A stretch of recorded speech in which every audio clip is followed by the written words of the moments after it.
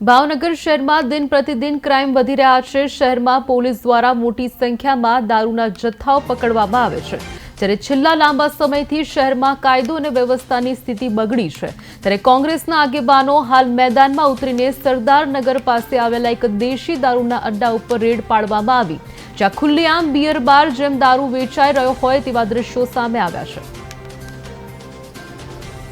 જયદેવસિંહ બી ગોહિલ, ભાવનગર શહેર કોંગ્રેસ પ્રવક્તા। હું પોતે એડવોકેટ છું।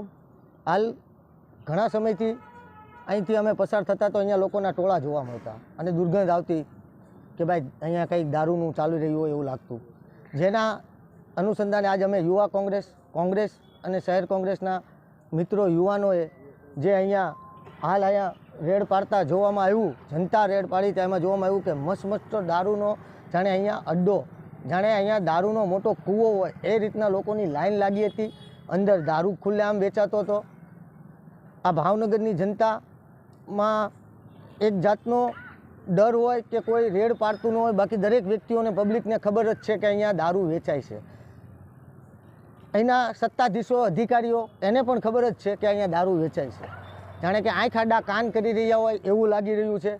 હમણાં થોડા ટાઈમથી ભાવનગરની અંદર નાની પબ્લિકોને હેરાન કરવા માટે ટ્રાફિક ડ્રાઈવ ચાલુ કરી દીધો છે। તો ભાઈ કોઈ દિવસ દારૂ ડ્રાઈવ કેમ નથી ચાલુ કર્યો કે ચાલો આજે દારૂનો રેડ પાડશું, આજે આખા મહિનામાં દારૂનો ટાર્ગેટ પૂરો કરશું, એવું કેમ નથી કહેતો? ટાર્ગેટ મોટર વ્હીકલમાં જ કેમ કરવામાં આવે છે?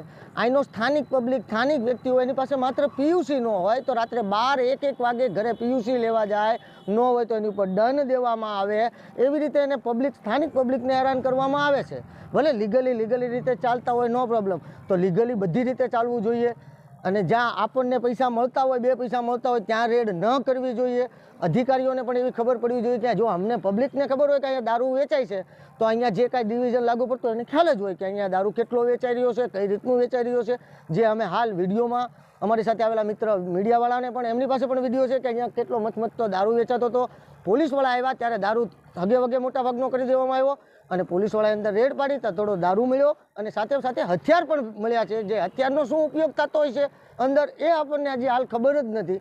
સરદારનગર સિંધુનગર વિસ્તારમાં ખુલ્લેઆમ દેશી દારૂનો વેચાણ થઈ રહ્યું હતું। અમે અહીંથી પસાર થયા હતા 4-5 યુવાનો અને અમને ધ્યાન પર આવતા અમે પોલીસને જાણ કરી અને જનતા રેડ કરેલી હતી। જ્યારે રાજ્યના ગૃહમંત્રી હર્ષ સંઘવી સબ સલામતના દાવા કરતા હોય ત્યારે માત્ર 100 મીટરના અંતરે સ્કૂલ આવેલી હોય અને દેશી દારૂ ખુલ્લેઆમ વેચાઈ રહ્યો હોય અને એ રીતે મસ્ત મોટી જથ્થામાં, અને પોલીસ આવી જતાં અહીંથી રૂમમાંથી તલવારના એવા હથિયારો પણ કાઢવામાં આવ્યા।